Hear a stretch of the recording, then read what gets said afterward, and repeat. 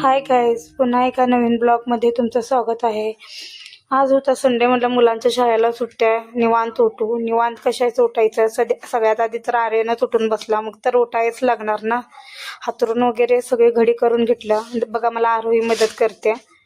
मग सगळे उठलेले कपडे वगैरे घडी करून घेतला, झाडू वगैरे मारून घेतला, कारण का काल घरात पूर्ण राडा भरपूर पडलेला. काल सगळ्यांचीच तब्येत ठीक नव्हती. उठून तोंड वगैरे धुवून घेतलं. चहा प्यायला गेलं. सगळ्यात आधी चहा घेतला प्यायला, कारण का जाम भूक लागलेली. म्हणलं नाश्ता करून घ्या. नाश्ता करायला घेतले, पोहे करायला घेतले.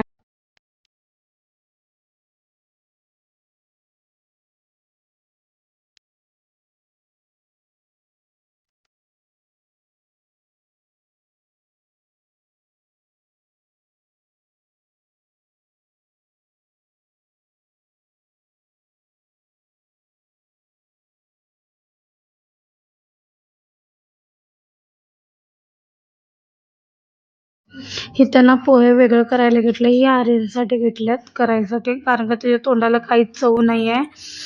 आम्ही सगळं जे आम्ही खाऊ घालतो ना, त्याला बी तीच खाऊ घालतो. आता त्याच्या तोंडाला चव नसल्यामुळे त्याच्यासाठी वेगळं घेतलं करायला, कारण का त्याची तब्येत नाही आहे ठीक.